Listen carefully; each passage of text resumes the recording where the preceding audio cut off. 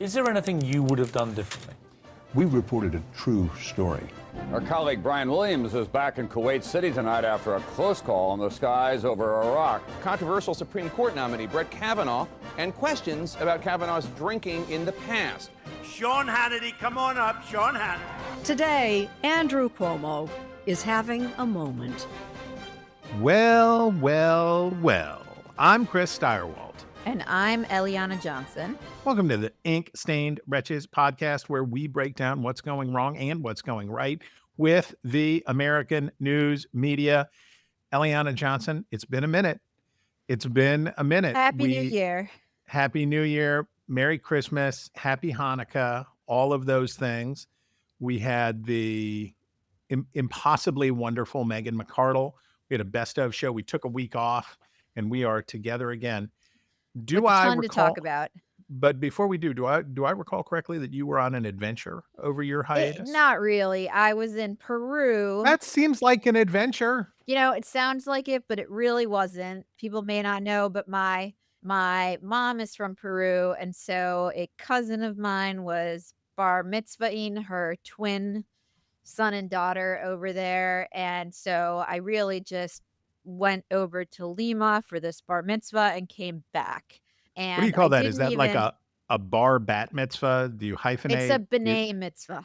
It's a b'nai mitzvah. It's double coupons. Yes. So what was anyways, the weirdest or best thing you ate?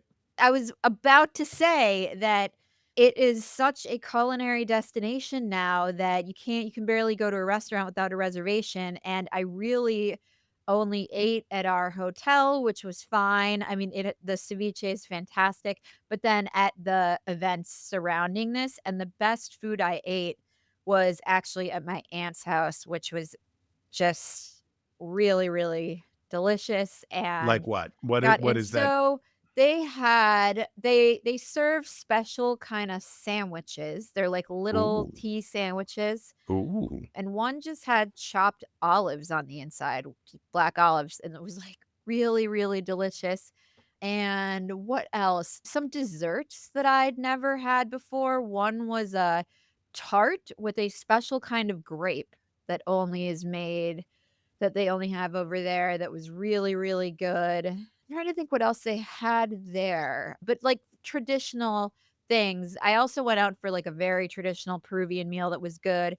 They eat beef heart and beef liver, and I like the heart. So those are called anticuchos, and that was good. And then traditional Peruvian chicken, and then all the produce, so the fruit and vegetables, and the fruit especially is phenomenal. And so, yeah, it was good, but I didn't go to any of the destination restaurants. I think the number one restaurant in the world is in Lima right now. Let me pull up the name, which my uncle was telling me he went there. He had gone there recently, and you have to make reservations like 6 months in advance. People wait to get online to, make the I'll let you talk about the news, but what do you think the basic misconceptions Americans have about Peru is? What's the mythical Peru versus the real Peru? I do not talk to Americans enough to really know that, but I think one thing that people are surprised by, well, I would say two things.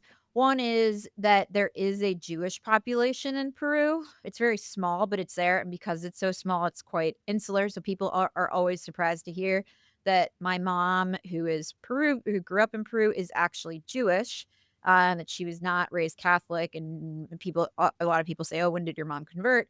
So there is a Jewish population, and the second is that, like in Brazil and other South American countries, that there is a large Japanese influence, and so part of the food scene there is a lot of Japanese mixed with sort of South American food, and they have amazing sushi because they're on the coast. So I think those are the two things you sort of what you're saying know. Is that at some point, the question of whether or not guinea pig teppanyaki has been explored by the rabbinical community.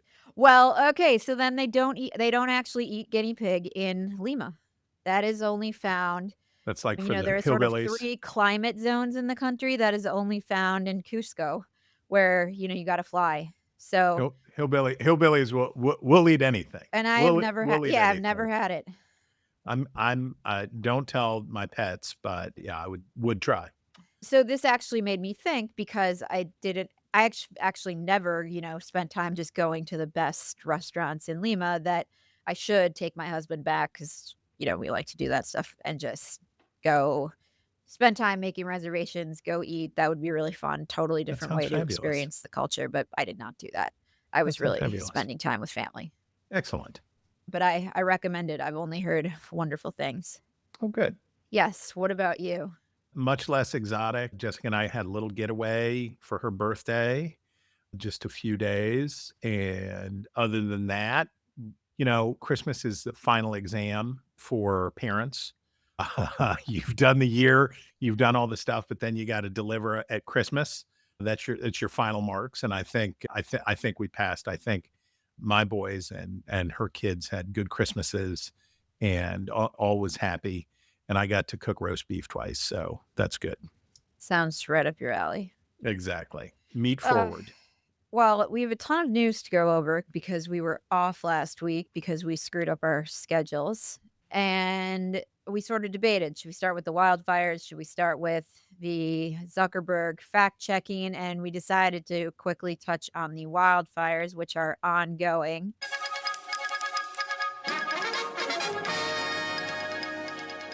As the wildfires were blazing for 24 hours, the political subplot started to emerge where we learned that the mayor of Los Angeles, Karen Bass, who actually was on the short list as one of President Biden's potential vice presidential nominees, she obviously wasn't chosen, that she was in Ghana on a delegation for the swearing in of the new president of Ghana. So she wasn't even in the city. And some of Gavin Newsom's responses have been sort of satirically bad. So it does seem that there's a reportorial subplot emerging of how did the governance of California generally and the city of Los Angeles specifically contribute to the ongoing catastrophe. So I'm obsessed with this story because it is, when it comes to what the news can do, it's, especially television, it's perfect, right? Arresting visuals, heartbreaking story, and it's unfolding, it's evolving minute by minute, right? And I've been extremely impressed by, particularly, I should shout out to my News Nation colleague, Nancy Liu, who covers the West Coast for News Nation, basically getting thrown out of scenes by fire chiefs and dragged out by her photographer. The video is just amazing. It's a hellscape, the likes of which we're unaccustomed to because these are suburban neighborhoods that would remind you of North Arlington I or, mean, more than that, Chris. Like, these are the wealthiest of the wealthy neighborhoods. This well, yeah. is, I mean, you're in Brentwood. Yeah, 90210. you're in Brentwood. I don't know you're all the way down to Beverly Hills, but you're definitely in some very nice places. But you're also in some places that every city has their affluent suburbs. And I think in DC, you'd say maybe like North Arlington or all the way up to Great Falls or someplace like that. But it's definitely identifiable suburban territory, identifiable suburban homes. The fire is terrifying and these 100-mile-an-hour winds. And you get to see reporters actually putting themselves at risk to go get the story. I think it's extraordinarily impressive. Less impressive, as you alluded to, was Karen Bass's response when she was coming back from Ghana, and a Sky News reporter got her on the way to the plane. And you'll have to watch It's the way out of the airport, I think. yeah. You'll have to watch. She's trying to get, I think, out onto the tarmac. Unclear to me. I defer to you. But the reporter asks, do you owe the citizens an apology for being absent whilst their homes were burning? Have you nothing to say today? Have you absolutely nothing to say to the citizens today? And she just affected like a guinea pig that was, trying to avoid prey. She just froze. And it was the weirdest thing. And it will become the story of her response to the fire, right? It will become the moment that sums up. And speaking of guinea pigs stalked by predators, Joe Biden doing a press conference where he said that he'd always be able to remember the day because he had a great grandchild who was born that day. Did you see that? Oh, I saw that. It's very sad. But the coverage, the shift in the coverage, also impressive, was to accountability, not about. I mean, obviously, a lot of people went for the Donald Trump calls Gavin Newsom new scum, and Gavin Newsom says that he's a poopy head, and blah blah blah blah blah. That, but what happened with the Los Angeles fire budget? What did Bass do? Why wasn't the infrastructure kept up? What's going on? The warnings that she got in advance that Yeah, and her mayoral opponent in the yeah, runoff, who said, "This is why we have to restore our fire budget." Blah blah blah blah blah. So this has been, dare I say, a very very impressive lot of journalism going on around these fires. in addition to that, I think unquestionably the biggest story of the week was Meta's announcement and through a video from Mark Zuckerberg that the company has decided to end fact checking. The video in which he, would you say he's more NKOB or Backstreet? What boy band energy is he bringing these days? I didn't get boy band. I kind of got like crypto bro or It's giving Joey Fatone for me. I That's got neck uh beard and jewelry. I got sort of crypto bro on that.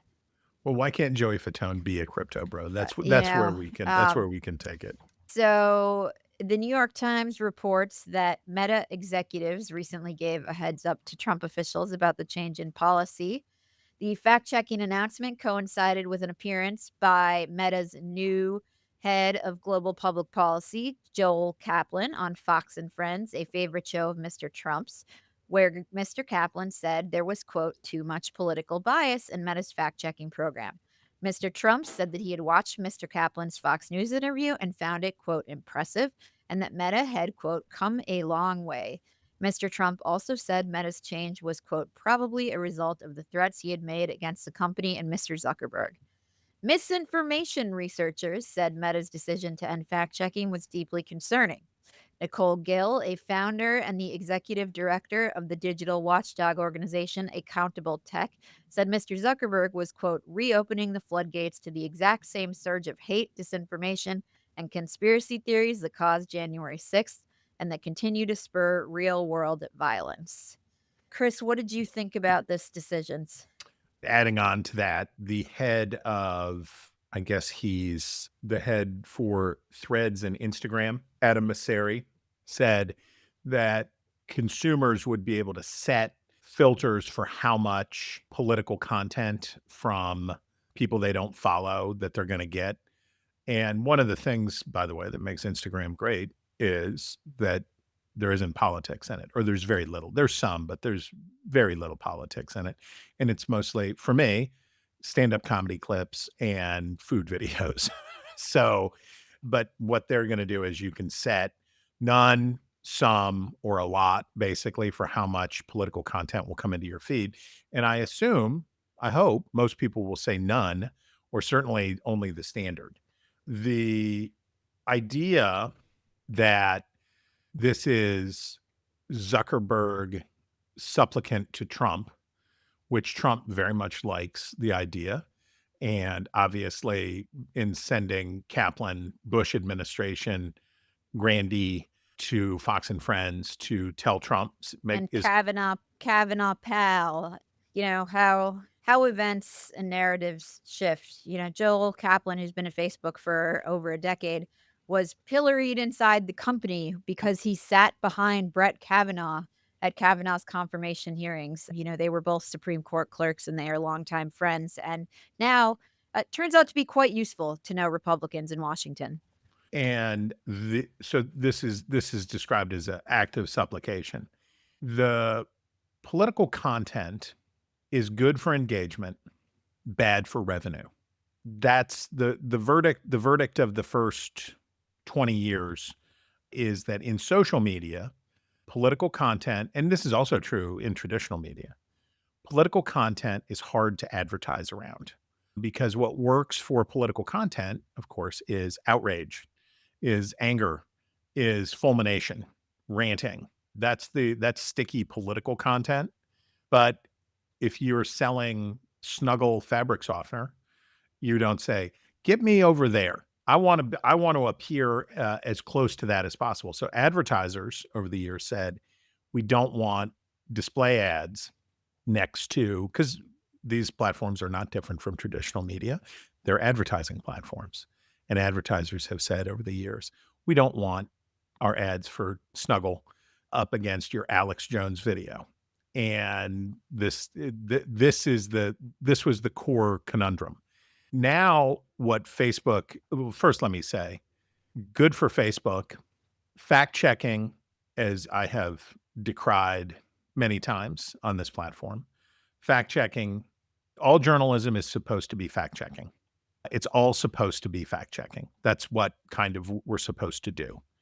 And the idea that there is a separate special category for the ministry of truth that is going to, because once you get beyond questions about what temperature is it, how many ballots were there, what was the score of the game, it becomes subjective immediately.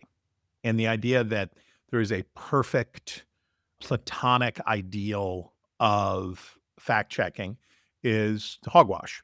Now, the Dispatch, which I am still a part of, was one of the fact checkers for Facebook.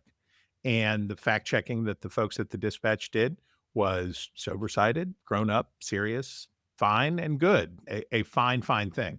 But the idea that you were going to have that these answers would be dispositive or satisfactory, or that this would tamp down misinformation, I think was misguided from the very start. I totally agree that this was a great move by Facebook, and I'll get to that because I think the fact checks did not work as Facebook had envisioned they might work, which Zuckerberg in his statement and Joel Kaplan in his written explanation of this said. They said this turned out to be censorious in a politically biased way that that made them unhappy, that they didn't foresee. It was a mistake. But most amusing in the news coverage of this was the New York Times and the Washington Post stories. The New York Times had tech watchdogs warn Meta's decision could cause surge in disinformation. And the Washington Post had Meta is making it easier for extreme speech to spread unchecked, in which, I mean, these pieces are, the upshot is fact checkers say Meta's decision is very bad. So in the Times, while Zuckerberg characterized the platform giant's new approach as a defense of free speech, its real intentions are twofold. Ditch the technology company's responsibility to protect the health and safety of its users and align the company more closely with an incoming president who's a known enemy of accountability. And the Post has some experts warn the changes to Facebook, Threads, and Instagram will allow misinformation, disinformation, extreme speech, and even hate speech to thrive on the sites. And then they say ominously, but Mark Zuckerberg also made other changes, such as reducing guardrails around speech on women, gender identity, and migrants, and shifting the algorithm to make it harder to see new information. I just love the idea that being subjected to having to see disinformation, extreme speech, and even hate speech is the worst fate that could befall a person. And Chris, you wanted to talk about the Nate Silver piece, which makes good points, but I thought it was worth explaining because I think it does bring to life, what the fact checks turned into that Meta, Facebook, Zuckerberg was frustrated by, which was the Beacons experience with Meta's fact checking program. And we wrote an editorial about this that cited two memorable examples, though there were many, many, many examples of this. One was in July of 2022. We started a video series called Joe Biden's Senior Moment of the Week, and we posted a video. These were lighthearted videos in which Biden read the cues off the teleprompter. He said, "End of quote, repeat the line." And the video was suppressed because PolitiFact fact-checked it as false and wrote, "Posts on social shared a shortened clip of that part of Biden's remark to falsely claim that he mistakenly read the cues off the teleprompter when he said end of quote and repeat the line, insinuating that he's becoming senile." And to support what PolitiFact said Biden meant to say, they cited a White House press secretary's statement that the president's wording was, quote, Ah, intentional. And I think this draws out the way in which, over the past 4 years, fact checkers, who almost all of whom were left wing, cited Democratic government officials to suppress critical or embarrassing news coverage, when the way it's actually supposed to work is the press is supposed to be out there having an adversarial relationship with these officials. Yet the fact checkers were routinely working arm in arm in them to suppress critical news coverage. In another instance, one of the biggest stories the Beacon did during the Biden administration was on the administration's plan to fund the distribution of crack pipes. In, their yeah. strategy was harm reduction. So we're going to give you this stuff, use it safely. And in the days following, there was a real uproar. The Biden administration walked that back. And the fact checker in this question, who was at an outlet called Lead Stories, was a former CNN producer who's given thousands of dollars to Democrats, who said this was partially false based on the say-so of an HHS spokesman in a statement given days after the publication of our original report. And I just think these things sort of, put some meat on the bone as to why these things became problematic. In his new book, Malcolm Gladwell talks about what life was like for Americans in the television era versus the current era. And Americans' political views were much more moderate in the television era because people were living in the same media ecosystem, right? There was variation. Some people were watching Green Acres and other people were watching All in the Family. I don't know that they actually overlap, but you know what I mean. Some people were watching The Dukes of Hazzard and some people were watching All in the Family. But basically, people's informational and entertainment flow was in the same space. And it wasn't that it was liberal. It was by and large, or left of center, but it was a common space. And the net effect, and he cites the research about where people who watch a lot of TV watched a lot of TV, regardless of where they were, regardless of their gender, regardless of their age, tended to be more moderate in their political views. We do not live in such a time anymore.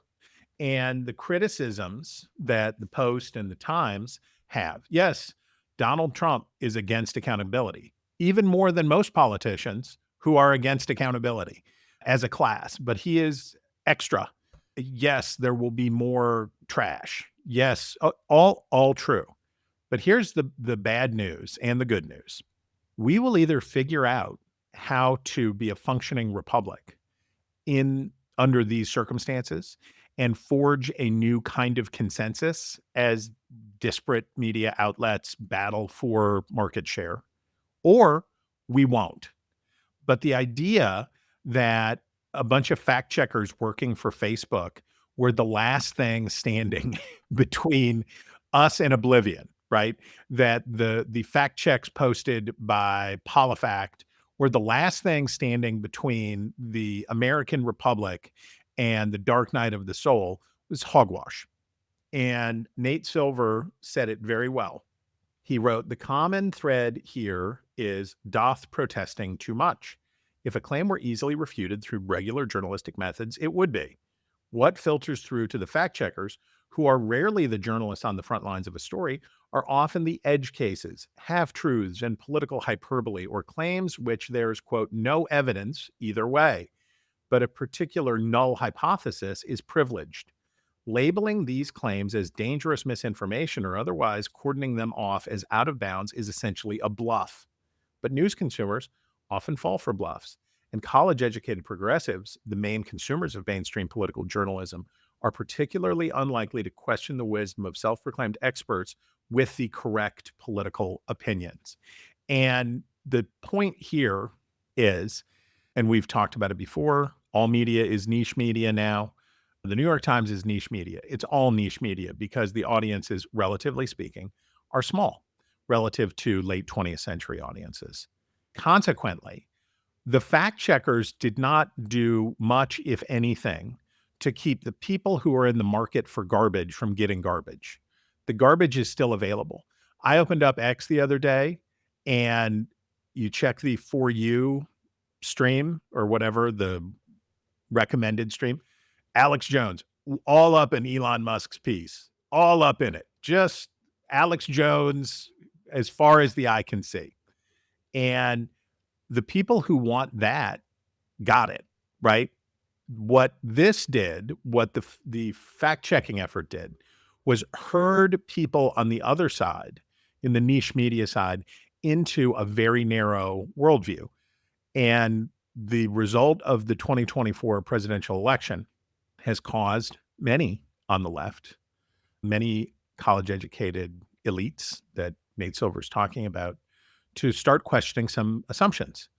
And the censoriousness and political correctness of this kind of informational hygiene didn't have any consequences for lunatics who are going to find lunatic content, but it certainly had consequences for herding people into self-destructive groupthink. I would also say it had consequences for diminishing the trust of the average persuadable person in the fact-checking industry and the Right. mainstream news media. When you tell people that, a video of Biden doing something he's on video doing that people can watch and say that's misinformation and disinformation, that has a deleterious effect on the trust a normal person has Yes, that's right. in these people. They were self-discrediting. And the problem I have with like the Brian Stelters of the world who are out there saying this is, getting rid of these people is a problem, is a failure to grapple with the many, many, many instances in which the fact checkers were wrong Yeah. and were And obviously politically motivated. They were not checking facts. They were doing the bidding of the administration. or to put a slightly different way, we're coming from one worldview with the belief that their job was to combat a Well, competing right. Like worldview. at best, it's an opinion. Right. And at worst, it's, a political project to stamp out a competing view and Right. discredit a competing view. If you decide that the biggest problem in America is blank, if all you have is a hammer, everything looks like a nail.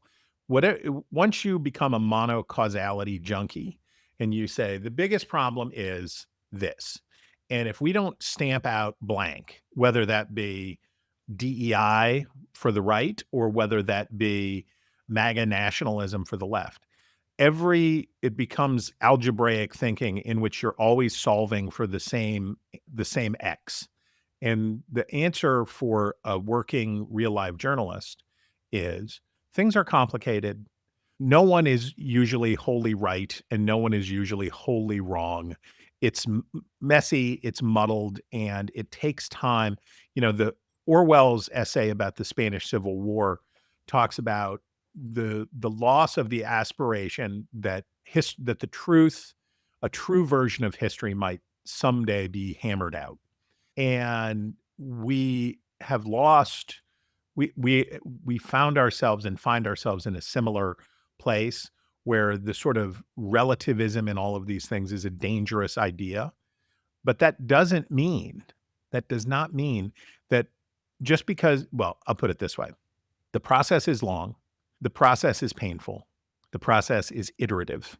You keep working away at the story. You keep figuring it out. You come to a consensus about what the story is. It's not a truthometer. It's a process. And between a nihilistic, post-historical, post-civilizational attitude on the far right and a ministry of truth point of view on the far left. The reality is that, yes, we should be trying to get to the facts of the matter and the truth, but it takes time and it takes work. Should we talk about Trump? What else would anyone talk about? Yeah. Well, his chief of staff, Susie Wiles, did a really interesting interview with Axios. And it was interesting because she doesn't really do interviews. And this was with Mark It Caputo, was with Mark Caputo, who who is now at Axios hired Axios. away from the Bulwark, and he landed a big fish with an early interview.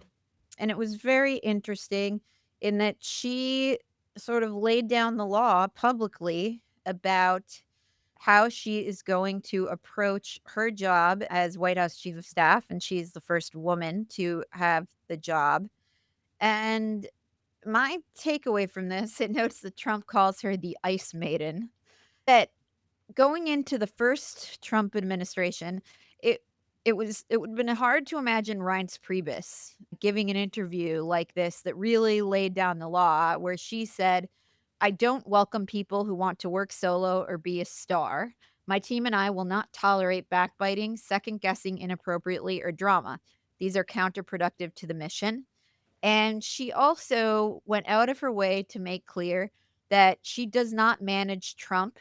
She she manages and carries out the things he asks her to do, the things he wants accomplished. And I thought that was quite interesting because one can imagine that he would not be happy to read that she manages him and tries to control him. And so that I thought was quite interesting. What did you think? The Donald Trump managerial methodology of scorpions in a bottle, letting underlings leak against each other and try to shape narratives and social media and all of that stuff. And then you pick a winner in the end. And you usually, it's sort of like his TV show. You don't pick a winner, you declare a winner, right? Because this is the person who has survived. I point people back frequently to H.R. McMaster's very useful book about the first Trump administration, At War with Ourselves. And you see it come through.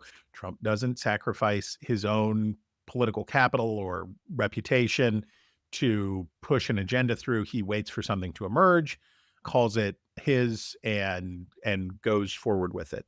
Susie Wiles' success will depend on a lot of things, but none so much as Donald Trump's willingness to let her do it. Now, he let her and Chris LaCivita run a very good presidential campaign. They ran a very good presidential campaign. And while Trump was doing the Donald Trump Jr. and Tucker Carlson show and whipping up everyone and doing all that Madison Square Garden kind of razzmatazz, there was a good, solid, fundamental campaign at work. If Trump lets Wiles continue to do that at the White House, she could be very successful. Her list of what the priorities are was the part that I found the most interesting. Rolling back redundant and burdensome regulations, keeping taxes low, cutting government waste through Doge, and most importantly, sealing the border and deporting criminals who are in this country illegally. If that really is the agenda, the Republicans will be able to get their, what does Trump call it, a big, beautiful bill? They will be able to get their big, beautiful bill through. They will be able to have success if that's what they do. If it becomes a fight about Greenland, if it becomes distraction, it's up to Trump, right? He has a team in place that can do this. Will he let them? And by let them, what I mean is, will he provide cover and support to Wiles and other senior staffers to keep order? That is the question.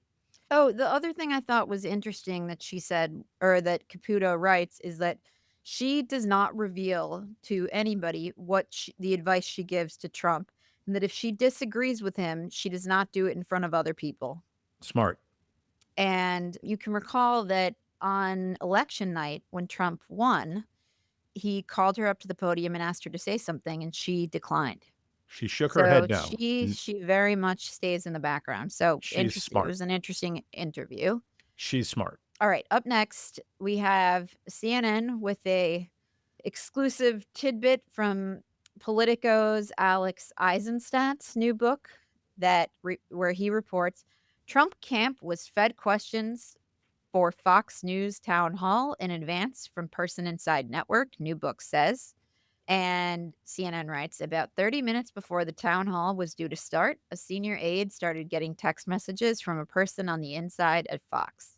They were images of all the questions Trump would be asked and the planned follow ups down to the exact wording. Jackpot. This was like a student getting a peek at the test before the exam started. Chris?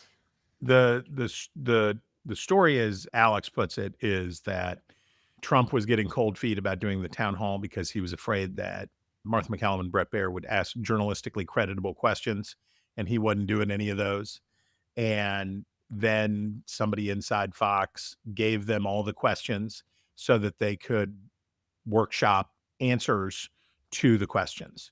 And I believe it. I have no inside knowledge. I absolutely believe that it happened. And we should first of all say the town hall as a journalistic institution is a dubious simulacrum for an actual debate. What makes a debate different is not the moderators, it's the competitors. Having the other person on stage is what makes it different. Talk about real-time fact checking. It is the opponent who provides the real-time fact checking. As J.D. Vance proved to Tim Walz, as Kamala Harris proved to Donald Trump. And after I don't doubt that the result of the election might have been different if Donald Trump had to do 3 debates with Kamala Harris. Debates are risky. Town halls typically are not.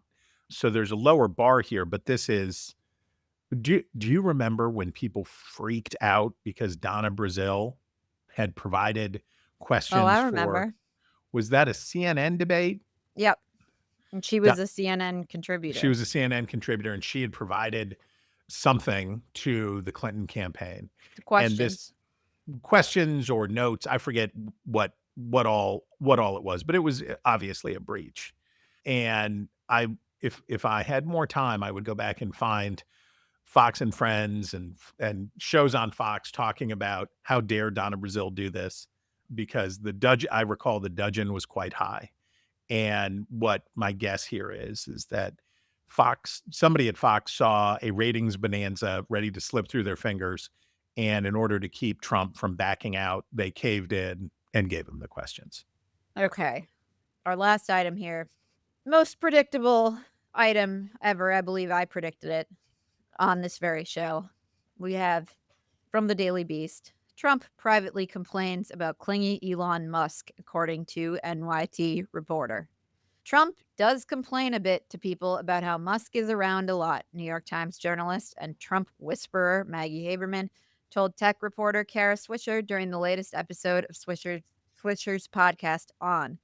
After pouring more than $250 million into Trump's re-election effort, Musk has been renting the $2,000 per night Banyan Cottage at Trump's private Mar-a-Lago club. The New York Times reported last week, it's not clear who will ultimately foot the bill for the cottage, which is just a few hundred feet from Trump's main residence and transition team headquarters. From Banyan, Musk has been able to attend Trump's personnel meetings and crash awkward dinners with rival tech billionaires like Amazon founder Jeff Bezos. He really parked himself in Trump's face, Haberman said. I mean, it had to happen. But I don't think either of them can afford or want for the relationship to end in acrimony. No, I don't think it will end. I don't predict it will end.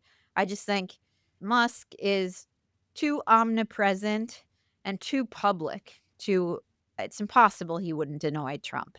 Yeah. So, and Musk, I note, is spending a lot of his energy whipping up right-wing populism in Europe now, and I assume is giving a little breather to American right-wing populists while he does his best to ruin Keir Starmer and prop up German nationalists and do that stuff. I think perhaps though he is, what do we say, on the spectrum? Right. That's the other part, is that like he's probably not picking up the social cues that Trump may be putting down. But he is obviously aware enough to understand that he's going to wear out his welcome. And I read this morning that he is already managing expectations for the $2 trillion he said Doge would cut from government spending, because, that's just not, that's not going to happen. And so perhaps they will find a way to get themselves to a remove from one another. Though I do expect that Trump is trying to get Musk to buy Truth Social. I would have to, it would be so un-Trump-like if this was not a long courtship leading up to a huge payout for him for his weirdo social media site. Chris, I need you to walk me through the Gary Trudeau, or Justin Trudeau, Gary Trudeau. Hi, Gary. Doonesbury, not funny. Oh my gosh. Yeah. Justin Trudeau stepping down from the prime ministership, or they call him governor. Yeah. So you had flagged the New York Times piece, Trudeau's Canada again.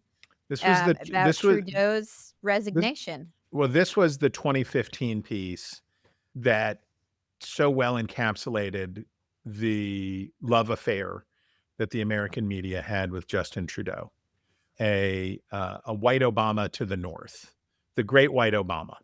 And he was progressive, he was aggressive, he was young, he was handsome, he was all of this stuff. And as you'll recall, even in the early Trump administration, Trump was, smitten, and his daughter sat with him, and it was all very, Justin Trudeau was the it boy of North American politics and all of this stuff. And when you read Trudeau in this long interview with the New York Times, the hubris is astonishing. And he basically says that Canada doesn't have a point of view, and he's going to give Canada a point of view. And in Washington, D.C., people love John F. Kennedy. I'm not that much of a fan. I'm not a fan. I'm way more Ike than I am JFK. But Trudeau got the JFK treatment. Young, idealistic, blah, blah, blah, blah, blah. And then, as it turns out, he was bad at being prime minister. And his authoritarian impulses and his social engineering desires ran afoul. Basically, his government came undone when his Treasury Secretary, or whatever they call it in Canada, 13th grade, whatever they call it in Canada, resigned when Trudeau, in order to fight inflation, wanted to send out a massive stimulus, which of course is the opposite of what you do if you want to fight inflation. You do not increase the monetary supply. And that was the unraveling of Trudeau. Now, Trudeau says that by resigning now, he will give his party, the Liberal Party, the opportunity to have what Joe Biden denied Democrats, a robust process of choosing the next success. Oh, by the way, can I say on Joe Biden, what a classless thing to say that he would have beaten Donald Trump. What a boorish, classless thing to say about your vice president. I don't know how I can be surprised anymore, but for him, and he did an interview with Susan Page at USA Today and said, that he would have won. Even if you think that, and by the way, he is wrong. He is most assuredly wrong. But even if you think that, why on earth would you say that? Why on earth would you say that? What a crappy thing to say and do about your vice president. But anyway, Trudeau says he's going to do, in not so many words, he's going to do what Biden didn't do and leave in time for his party to pick a new standard bearer before they go into elections, which have to take place by October. And this is what he's doing. The hope among Canadian progressives is also that Poilievre, I believe is his name. Yeah, Pierre Poilievre. Yes, Poilievre. Do you know Jordan Peterson? You're aware of Jordan Peterson, the Canadian. So he's the Jordan Peterson candidate. This is like if Tucker Carlson ran for president. he's very smart, he's very mean, and he's very, very contemptuous of the press. And he would win easily if it was him and Trudeau. What Trudeau, and I should credit Trudeau, he is stepping aside. That's good. When your approval rating is like 18% and you're in a parliamentary system, probably a good time to go. But their hope is that the race will not be keep Trudeau or get rid of Trudeau, but that the government will be dissolved in March when Parliament comes back into session. That'll dissolve. Trudeau's government will be dissolved, and the seat will be vacant, and then they'll do better. But just as a journalistic question, the Trudeau nuzzling, the Trudeau obsession among American news organizations and politicians was gross, and as it turns out, incorrect. Okay. Washington Post time, where we have a raft of departures from the Post, as well as layoffs. So we have political reporters Ashley Parker and Michael Scherer going to the Atlantic, and political reporter Josh Dawsey going to the Wall Street Journal, and a cartoonist resigning after she penned a cartoon about Jeff Bezos depicting him genuflecting toward a statue of Donald Trump, and also the Post laying off 4% of its workforce. I have a feeling my take will be different than your take, Chris. What is your take? Well, my take is as follows. Will Lewis and Jeff Bezos clearly want to take this paper in a different direction than it was going. As a result, I think the departure of some of the people most closely associated with the old version with the paper is probably a good thing. They clearly were not on board with the whatever the new direction is, or they wouldn't have left. So that seems like a good thing and an opportunity for the paper to me. That said, what I haven't seen from the Post is an articulation of what Bezos and Will Lewis, and it seems like Matt Murray is going to be the executive editor, actually want the paper to be. And as with CNN under Chris Licht, where he was getting rid of some people and indicating that he wanted the network to be less partisan, the question remains, okay, what's really going to determine the direction and the culture of this place is who you bring in. Mm-hmm. The people are everything. And so fine, they can lose people, but who are they going to bring in to replace these people? And I don't think we know the answer to that yet. But I don't sort of see departures as, oh my gosh, this is the end. I think changing a large institution is, a decade or 15-year long project, and Bezos has a lot of money. So if he's committed to it, like, I don't think there's any reason they can't do it. It's going to take a long time. But we'll see. I just don't view it as like sort of catastrophic as everybody else is saying. No, I agree. I agree completely. I think, I hope Jeff Bezos wants the Washington Post to be a great newspaper, and I hope he wants it to be a newspaper that he is excited about every day. I hope that Jeff Bezos gets exactly the kind of Washington Post that he wants, because he owns it and he can do what he wants with it. And the upside of patronage journalism is supposed to be that you can do things that you can't do at CNN, right? The shareholders of CNN's parent company were not going to tolerate a long experiment that involved public discontent. And when 250,000 people canceled their subscriptions to the Washington Post for not endorsing Kamala Harris, did that affect Jeff Bezos's life in any way? No, it did not. Did not hurt him, did not affect him at all. And you're also exactly right that now the question is, what's next? Who's coming? And they've had some serious drain here. They've lost a bunch of talent, and now they're going to have to pay top dollar and go out and find new and different talent. And they've got some great people over there, the aforementioned Megan McArdle being one. They've got a bunch of great folks from the beat reporters on up.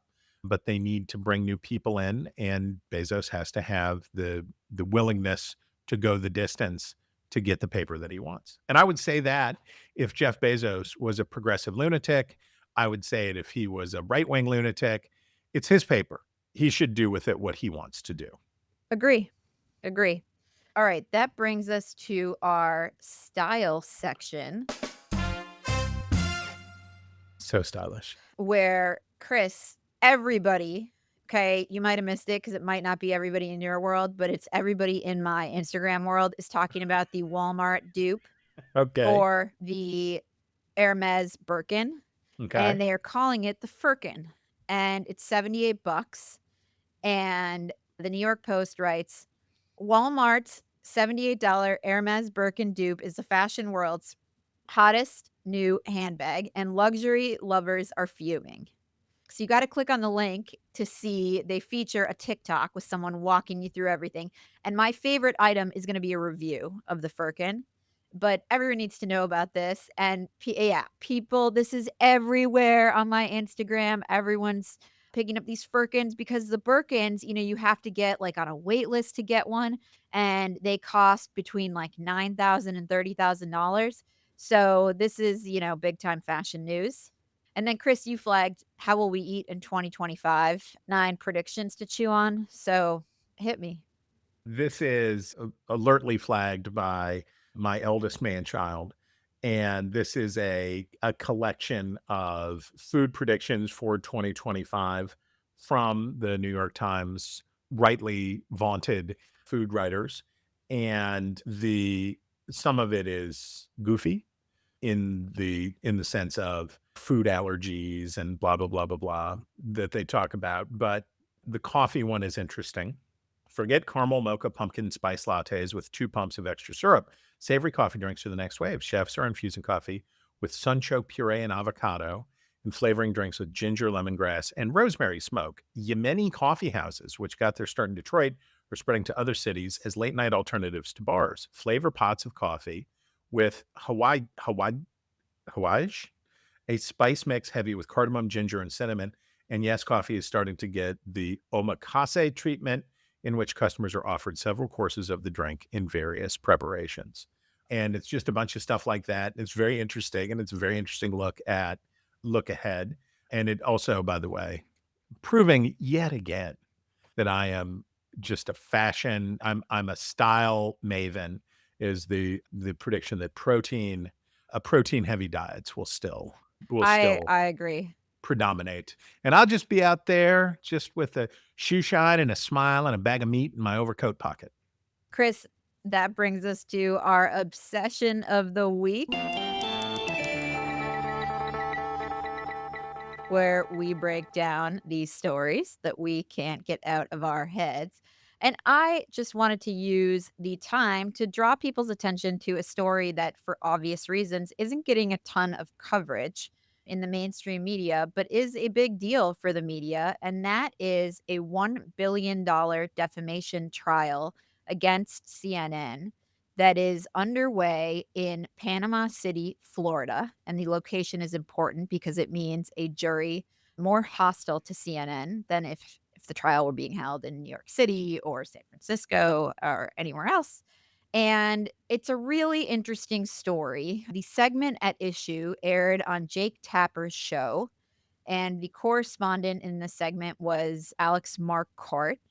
And it was about a Navy veteran named Zachary Young, who's suing CNN for damages because the network characterized him as an illegal profiteer of America's withdrawal from Afghanistan. And it turns out that, as a result of being portrayed that way, the guy's business obviously dried up. He was over there being paid by corporations to extract people from Afghanistan. And we've learned a lot already in the course of this trial. This guy has refused to settle, Zachary Young. So, they're interviewing in voir dire. They're looking at potential jurors, and only one of 40 potential jurors said he regularly watched CNN. Only 2 said they knew who Jake Tapper was. And the jury appears, to be favorable to these claims. It's totally amusing. Did you see the video, by the Now, way, of Steve Gutenberg talking to no. KTLA? He's out in front of the fire, and he lives in this neighborhood, and he's urging people to get their cars out of the way so the fire trucks can come through and all this stuff. And the reporter, who's young, says, "And who are you? What's your name?" And he flashes to the camera very briefly, and then says, "It's Steve Gutenberg." And he didn't make him spell it, which I thought was nice. But go ahead.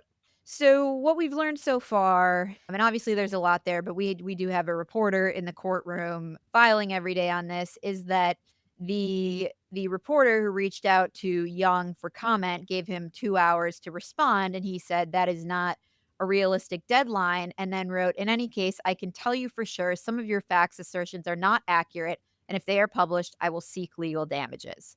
So they were warned and then went ahead and aired the story anyway, that said he was an illegal profiteer and operating a black market to extract people from Afghanistan.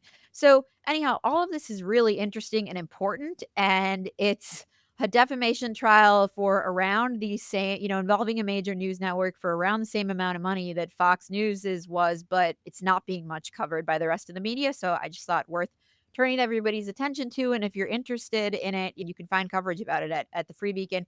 And there are a couple of others. Law and Crime is covering it every day. And I saw at NPR, David Folkenflick has been tweeting about it. But those are the only places I've really seen much coverage of this.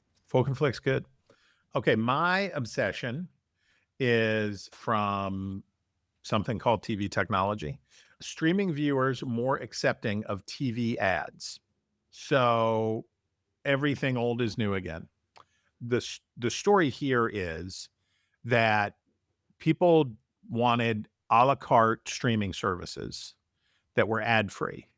And so Netflix first, Amazon Prime, Apple TV, MGM Plus, the soon to arrive Chick-fil-A network, subscription-based platforms.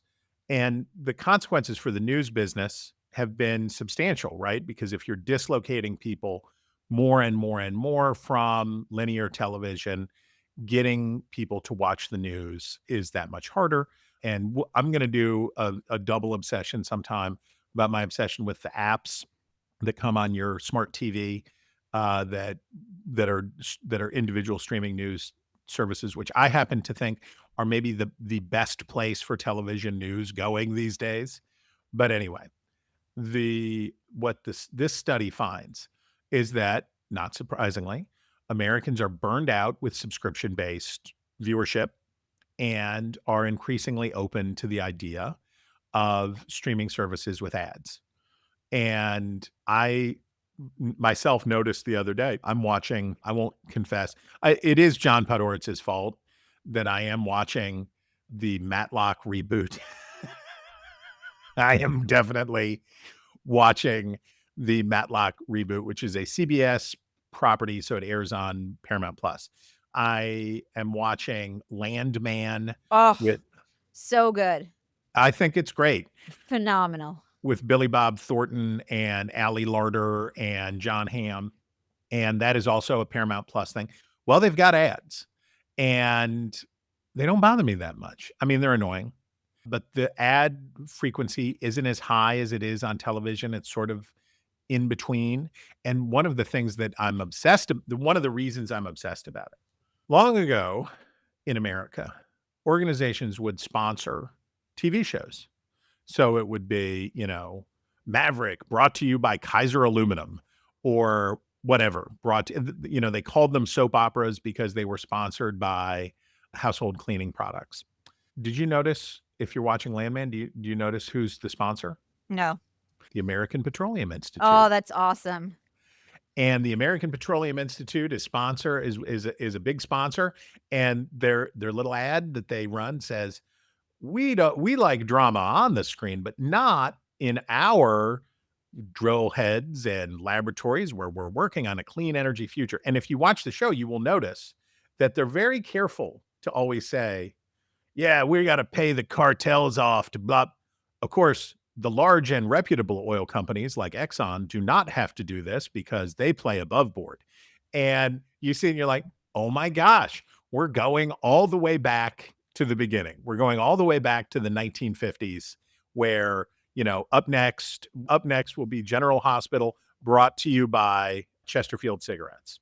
That's great. I've really been enjoying Landman. It's the highlight of my week every week, which maybe that's sad. But all right, Chris, that brings us to my favorite time of the week next to when I watched Landman, and that is Reader Mail. We have a note from your West Virginia adjacent Southwest Pennsylvania friend, Tom. Dear Chris and Eliana, so much McDonald's news this past year. How McCaters lost the culture war, Trump working the drive-thru, the return of the McRib, etc. It warms my heart as much as the occasional story dropped by the Center for Science in the public interest about how movie theater popcorn is equivalent to 3 Big Macs or Chinese food is equivalent to 5 Big Macs. Those stories always reinforce my belief that the Big Mac must be the perfect food. Let's hope for a happy McNew Year. I have to say, I always love those stories so much too. It's awesome. It's like, 2 handfuls of nuts, the same as a Big Mac. Big Mac is delicious, and the chicken Big Mac is too much, but the Big Mac is delicious. And I'm glad the McRib is come and gone, and I eagerly await its return, like the Great Pumpkin. Okay, we have another note from Julie in Toronto, who says, "Hi, Chris and Eliana. Happy New Year. I've been waiting to listen to your archives for a while, but Spotify and Apple do not make it easy manually scrolling down 10 episodes per page back to 2021. Thankfully, I found your full archive, complete with title of episode and date, on a website called Podcast Republic. So Cool. over the holidays, I started at the very beginning, and it has really been cool to see how your podcast has evolved from the first few episodes. In many cases, you guys were quite prescient about media and politics. I look forward to more Wretches in 2025. Wow, that's insane to think about. Some nice lady in Canada going back and hearing whatever drivel I was driveling in 2021. I hope I didn't make too much of a fool of myself. Chris, it's your favorite time of the week, where I am forced to say something nice, but no problem. I highly recommend Bethany Frankel's review of the Firkin. And, spoiler alert, if you want to go watch it. And, well, let's play a little clip. The Walmart Birkin has arrived. Okay, all of you talking about the Walmart 35 centimeter Birkin with the strap, step aside. Sit at the kids' table. Mommy's here to tell you what's really up. Okay, the girls that get it in what is elite with Hermes. Toile, green, contrast stitching, the mini, things like Berenia, the So Black. The Lord's work means no bra, grays, but I know what I'm talking about here. Okay, this was $85. This is called Toile. It's this canvas material. I reviewed another bag in it. In the world of Hermes, it is elite. So are the minis. But let's talk about the quality in a Walmart Birkin, which is not made by Walmart. It's a third party. They're probably making them from a bunch of different places. Don't get caught up in that, okay? We could talk about that another day. All right. She's not a fan. She's not a fan. She says, save your money. So who am I to disagree with Bethany? And the best is if you watch the video, she's doing a side-by-side comparison with the real thing. And my favorite thing about her is, like, she's got so much money, so she can be totally honest. She's not bought and paid for. Chris, you have a serious one, so I'll just stop talking about Firkins. Much has been said about Jimmy Carter, and a lot of it, understandably, an effort to resurrect Jimmy Carter's presidential reputation. And Jerry Seib, who is such a treasure, Jerry Seib wrote in the Wall Street Journal a really, really good small c Catholic look at Jimmy Carter's record and his circumstances. I recommend it very highly to anybody who would like to put Jimmy Carter in a fair light of history and the context. And I think the question that we're left with about Jimmy Carter is, what's the difference between Jimmy Carter and the other Democrats who succeeded him, Bill Clinton, Barack Obama, and Joe Biden? And I think the answer is that if you'd have given Bill Clinton Jimmy Carter's set of problems, he wouldn't be remembered as a successful president. And if you'd have given Jimmy Carter Bill Clinton's circumstances, he would be remembered very differently. And Jimmy Carter was not equal to his moment. There is no question that that is true. But it's also true that 1977 was no good time to become president of the United States. And Jerry Seib does a really good job with this piece. That is all the time we have for the news about the news.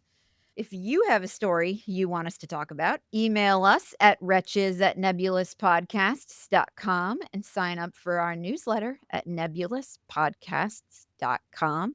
This has been Ink-Stained Wretches from Nebulous Media, produced by Colin Chicola. Find us on iTunes or wherever you get your podcasts. Just search for Wretches.